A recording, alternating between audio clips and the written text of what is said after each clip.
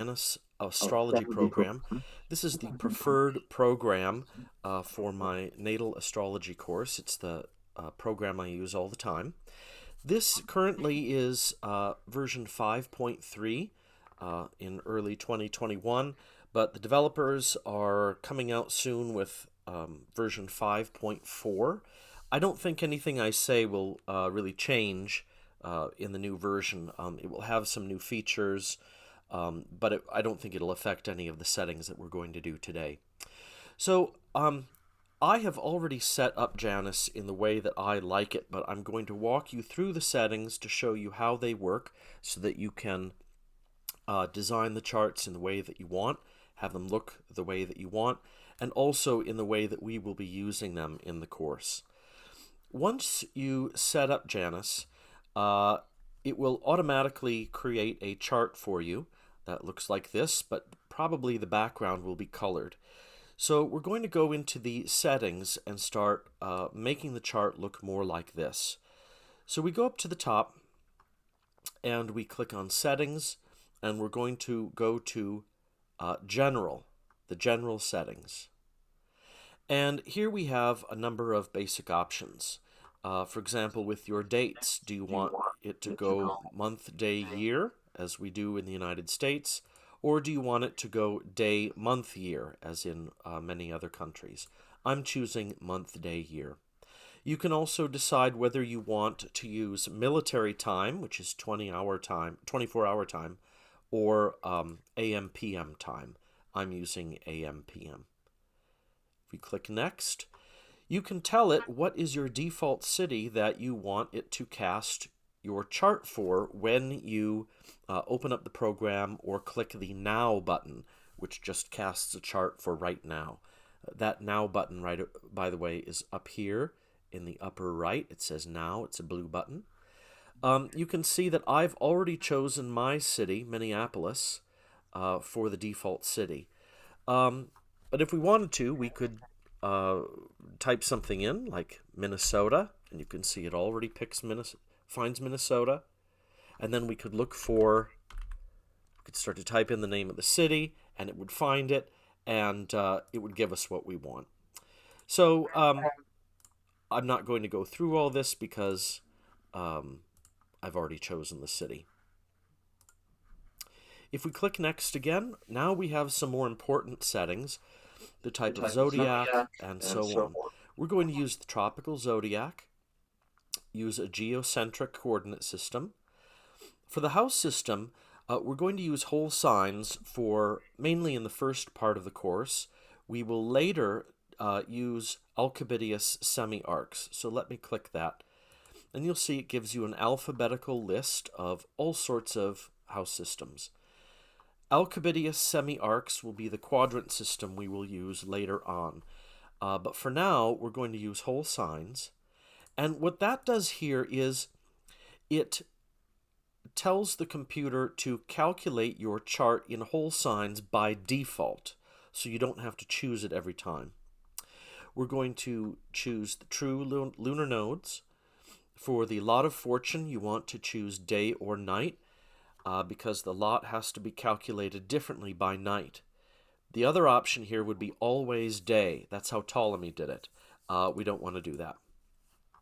For rulerships, I would choose traditional, although we're not really going to use the computer to look at that kind of thing, at least not for now. For sunrise and set, I would just keep it at classical, although that's something we can explore later on. We click Next, and we choose the glyphs we want to use for Uranus and Pluto, because some countries do it differently. We're not even going to use those, so it doesn't matter what you choose. And then for Ascendant, you can choose either A or AS, and same with the midheaven. Then you can also change the wording that appears at the bottom and top of the sheets when you print out charts. It defaults to the company information for Janus. You can edit it to whatever you want. Then you can make some choices about a color scheme when various boxes pop up. I'm just going to keep it the way it is, but it looks like you can choose all sorts of colors for those pop-up boxes. Then you want to choose yes for automatically backing up your chart files when you exit Janus. What that does is, if you see over here on the right, every time you cast a chart, it will put it in this temporary box, and it will stay there forever until you do something else with it. If you want to put a chart into some kind of file folder, then down here at the bottom right, you can see that you can create, you can create folders, and you can click and drag charts into them. Then you can choose the path to the backup folder. That is, where do you want the charts to go when you back them up? And it will default to a special folder on your computer that is under Astrology House Janus 5 Backup Charts. And then in this box, you get to choose what information appears either in the center of your chart, or if you print out a chart, sometimes it will put the data on the side. And so we can click all the ones that we want. Some of these are, it's just too much. But it depends on what it is that you want to put information, what information you want in your chart. But remember, you don't want so much information that the wording spills out into the middle of the chart. So I usually keep the name. You might not even care about the chart type, the details, the time zone, and so on. And then click Finish, and that is the general settings. Now we're going to choose the planets that we'll use in the chart. And if you right-click on the screen and you go down to Planet Selection, it pops up a box in which you have all of these things that you can choose to put in there. We are only going to use the 7 traditional planets from the Sun through Saturn, both nodes, the Lot of Fortune, and then choose all 4 of the angles, Ascendant, Descendant, Midheaven, and the Imam Coeli, or IC. And then unclick everything else, and then click OK. And those are your planets. If you were also using asteroids, you could choose asteroids. We're not going to use any of those. Now let's go up to the main screen settings. Go under Settings and click the first option, Main Screen Settings. And this is going to choose some things like the wheel style and colors and aspect lines. For now, we're going to skip the wheel settings because I want to show you a quicker way to get to it. So we'll just leave that as it is, but then go to the tab that says Aspect Line Options. Probably when the program starts, you will have all sorts of aspect lines. We're not going to use them. We won't need them. So unclick anything here. Unclick the Show Aspect Lines and anything else that has to do with showing aspects. We're not going to pay attention to orbs and midpoints and anything like that. We're going to be able to do that visually or use other ways of looking at it. So we're just going to ignore those things. And because we're not using aspect lines, we don't care about clicking or unclicking any of these lists of all these different aspects or these planets, because we're not going to use them. Go to Moiety. Moiety has to do with the size of the orbs, or what the Arabs called the bodies of the planets. That is their sphere of influence around their body. We're not going to look at that. For screen birth data, that's the same thing that you've already looked at before, but you can see that you have the option of where to put the data. If it appears in the wheel, or if you want it to go outside the wheel on the side of a page when you print it. You can also choose none, and that's good if you are using example charts where you don't want to reveal the birth information. And you can also choose the size of the font, and that's helpful because the more options that you put in there for the data, the smaller you want the font to be. Otherwise, everything will spill out into the chart.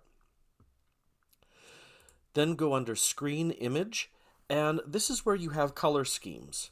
And you can see by choosing color, it has given you these default colors for all the planets and the signs. I myself like a clean black and white chart without colors because I think the colors just are a little distracting. So I take out all the color. Also shading. There's shading options. Again, I think it clutters the chart, but that's my preference. It doesn't have to be yours. So I take out the shading and I choose a white background rather than a color background. Now that's kind of nice. You can choose your colors, but again, well, you can also choose a picture, and you can choose your own pictures to put in the background. I myself just want to keep it simple white. Finally, control panel. This just asks you what order you want certain things to be in on the right hand of the screen. You can see chart, charts, and files. If you look over here on the right, chart tells you what chart is up right now. Charts is where all of the temporary charts are that you haven't organized. And files is a list of all the folders you've created where you can put your files to keep them and organize them. So once we've done those basic settings, we're done with that. Now at this point, we need to choose our chart style. And in lesson 3, I give you a number of chart styles that we will use or that you can use. And I want to walk through those right now. In lesson 3, I describe to you which wheel style to pick, but I want to show you visually how to do it. Now we've started out with whole signs here. I'm going to right-click and go down to Wheel Style. And this gives us a number of styles we can use. For most of these, we're all going to use proportional up in this top part, proportional. And there are a couple of options. Let's stick with whole signs for right now, then we'll change it to alphabetious, and you'll see those styles. So the first one we can use is we use the zodiac style. And that is what this looks like. It's just a simple zodiac with all of the degrees, and you can see the degrees of the angles, the ascendant, midheaven, IC, and descendant, are just marked where they are in the zodiac. They're opposite each other, but you see they don't have a line. So that is type 1. At some point, we're going to put in some of the minor dignities, and when we do that, you can choose terms and decans gray. And that is right here. Now what that does is it retains the whole signs. The angles are still where they are, planets are where they are, it's still a whole sign chart, but what we've added in is the Egyptian bounds. And for that bound or term system, if you look here on the box of options, you have a choice of choosing different types. We're going to use the Egyptian, and for the decans system, we're using Chaldean. So this inner ring of little subdivisions of the signs, those are the terms or bounds, and then these sections of 3, which are 10 degrees apiece, those are the decans. So that is what it will look like in a whole sign chart when we do that. That is type 2. Now the other kind of whole sign chart that we could do is a Western square chart. We might do this sometimes. Not all astrologers used round charts, and it's easier to draw a square chart, especially if you're writing in a manuscript and you want to save space. It's easier to draw a square that you can write around rather than a circle, which will give you lots of wasted space around it. So if we go to this screen settings, up at the top we can choose Western Square Chart. And down here you can see we have Medieval Square. And that gives you the same chart in whole signs, but the zodiacal signs are now these triangular bits. Everything is still in the same place it was, but the spacing and design just looks different. So those are types 1, 2, and 5 of the whole sign chart. Now, let's go and we're going to go up to Chart and click New Chart. We're going to do the same chart, but instead of whole signs, you'll see below here in lower left, we get to choose our house system. We're going to scroll up and choose Alcibiades semi-arcs. Choose that and cast the chart. So now, again, this is the exact same chart, but now with Alcibiades houses. It still has the zodiac all around it, but now the zodiac is divided by the quadrant houses. So now let me show you the 3 styles that we'll use, or that we can use in the course when we use the Alcibiades houses. So once again, right-click on the screen, go back down to Wheel Style. We're going to still do proportional up top, but now we have a couple of options. The first is the one we already have, hybrid, hybrid whole sign houses quadrant. That's the one that we have right now. That is style 3. If we want to add the bounds and decans, just like we did in whole signs, we scroll till we get the hybrid whole sign quad 4 with terms and decans. Same chart, but now we've added in those minor dignities. That is style 4. Finally, if we wanted to do a square chart in Alcibiades houses, we could go up and click Western Square Chart. It gives us the same chart, but now with just these lines that show the cusps. And that is style number 6. So we're going to click Cancel so we don't retain that. And I'm going to go back up to Chart. Going to click New Chart. We could also click Edit if we wanted to. And we're going to go back and choose whole sign houses. And click Cast Chart. And this will get us back to the chart that we wanted to, that we're going to use for much of the time. You could use it as a hybrid whole sign house quadrant 1. It will give you the same results because there are no cusps to show, but you could also go down and just click Zodiac, and that would give you a slightly simpler version with the numbers of the signs on this inner circle.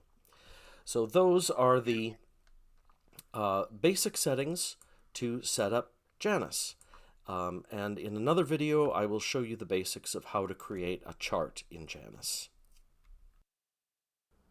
Hi everyone, in this short video I'm going to show you how to cast a basic chart in the Janus